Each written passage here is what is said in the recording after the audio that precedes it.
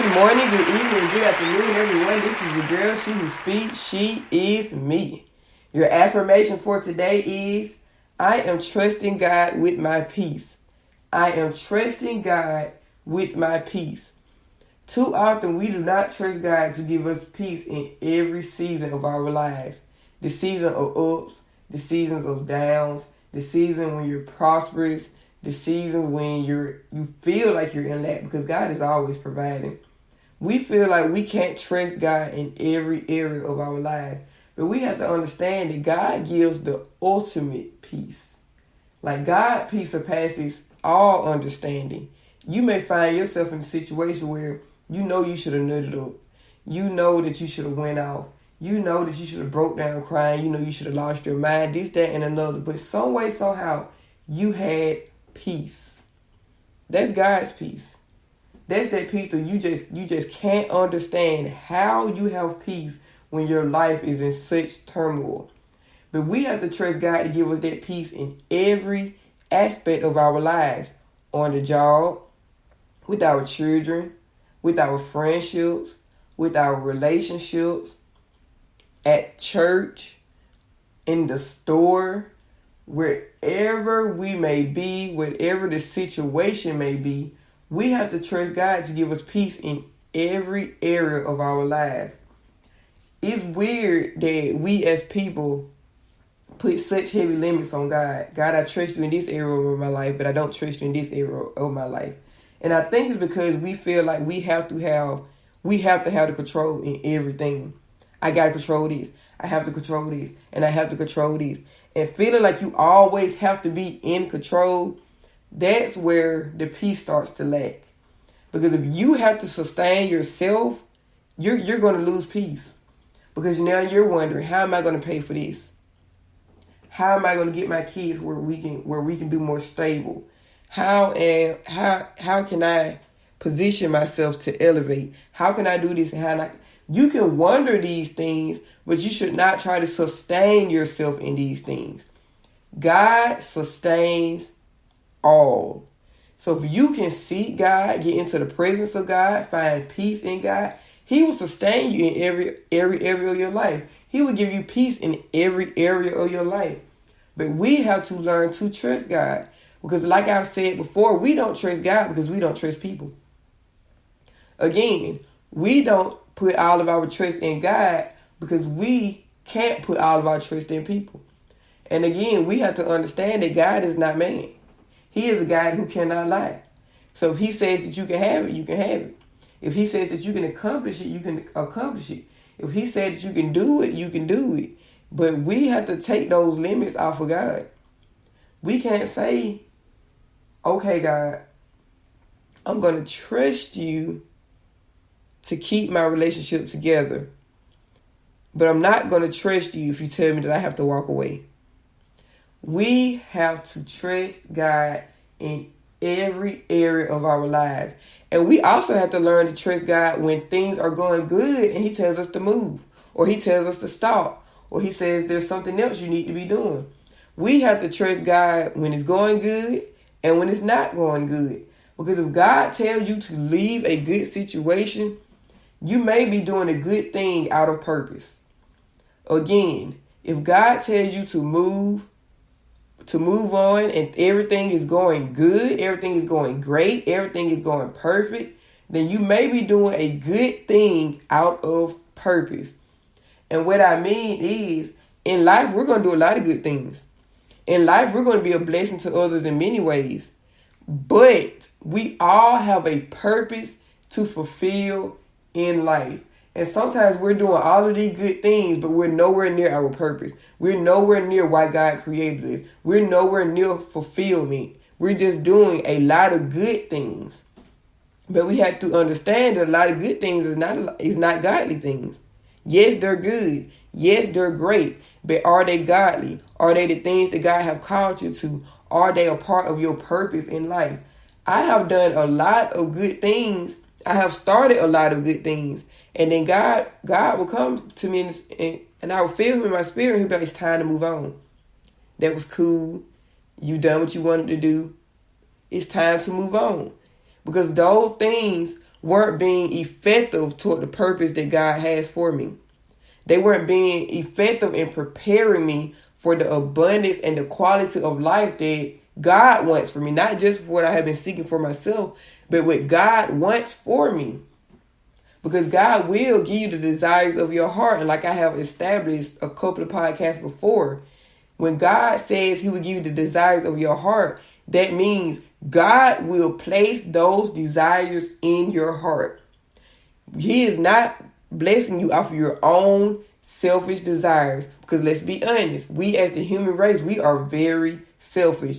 And 9 times out of 10, your prayers are pretty selfish. They're pretty self-centered. But if God has placed those desires in your heart himself, that's why you desire to help people. That's why you desire to build. That's why you desire to grow. That's why you desire to lead. That's why you desire to be of service and to help people.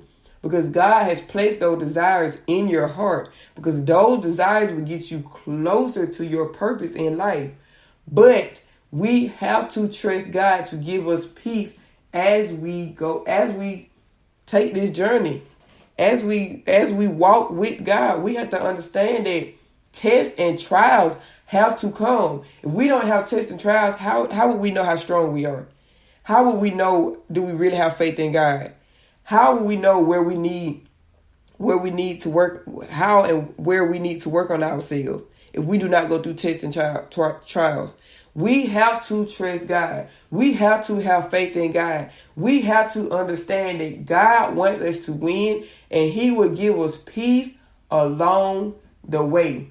If you do not have peace right now, it's because you're not seeking God. It's because you're not taking the time to be in the presence of God. Because you are allowing the noise of everyday life to keep you from hearing what God has spoken to your spirit. And not only that, but the things that God has spoken into your spirit, you need to write those things down. You can't afford to forget what God has told you. You cannot afford to forget the plans that he has placed in your spirit. You cannot afford to forget these things. Habakkuk 2:2 says, write the vision and make it plain. That way, when God says move, you can go back and look at the plan. God said do X, Y, and Z. That way, when the devil sends the distraction, you can look back at that plan and say, this is not what God told me to do. God didn't tell me to add this person. God didn't tell me to take away this person. God didn't tell me that I need to do this or do that. God specifically told me to do X, Y, Z. That way, when the enemy show up and think that he is showing out, you'll have peace because you know the plan. You wrote down the plan. You meditated on the plan. You fasted on the plan. You continue to pray on the plan. You continue to allow God to add to the plan as you walk towards the plan. And when you do what you're supposed to do, the peace will come. You will have the peace. Nobody will be able to disturb you. The enemy will not be able to shake or move you because you have God, you have his presence, and you have his plan. You need those things. And like I always say, in order to have better, we got to do better and we got to be better. We can't keep lying to ourselves saying we're here when God obviously sees that we're not there. We can lie to ourselves all day long. We can put on that mask and we can lie to our friends and family all day long. But we cannot lie to God. We cannot trick God. We cannot fool God. God knows exactly where we are and he knows exactly where we need to be. And he wants to do all of those things and give us peace while doing it.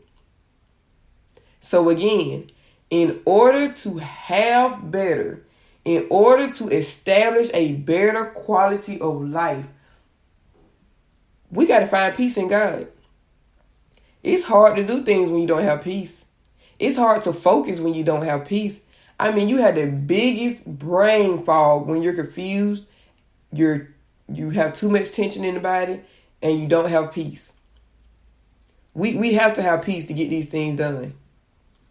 If we didn't, God wouldn't have so many scriptures in the Bible about peace, about the peace that he would give you, about peace going through any and everything. God wants us to have peace as we do these things. Yes, we're normal. We are human. We will have moments of weakness. We will have moments of fear. We will have moments of doubt. Yes, again, we're human.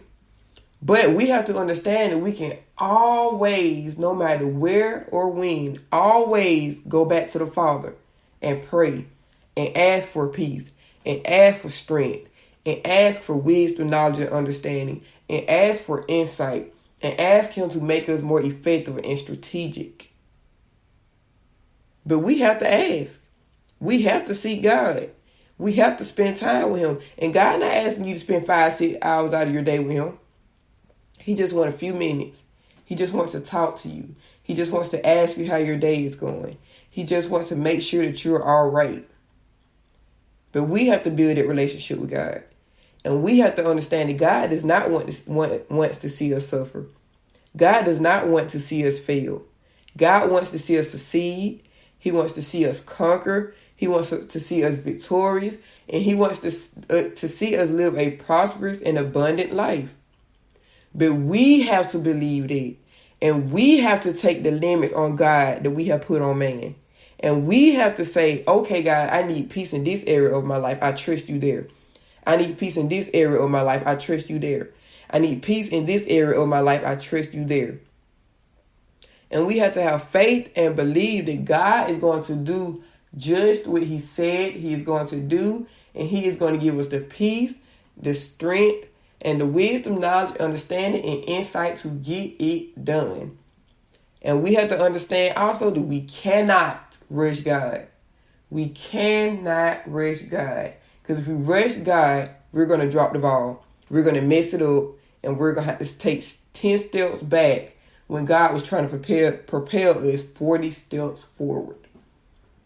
So, before I leave you guys, right now, let us empty out all of our doubts, all of our worries, all of our fears, all of our insecurities. Empty those things out right now. Right now, give it to God. Everything that you're worried about, give it to God. Everything that you're feeling right now, give it to God. All of your insecurities, give it to God. All of your doubts, give it to God. Now, God, I ask that you fill them with love, with joy, with peace, with patience, with kindness, with goodness, with faithfulness, with gentleness, and with self-control.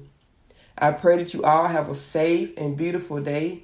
And remember, today is a good day to have a great day.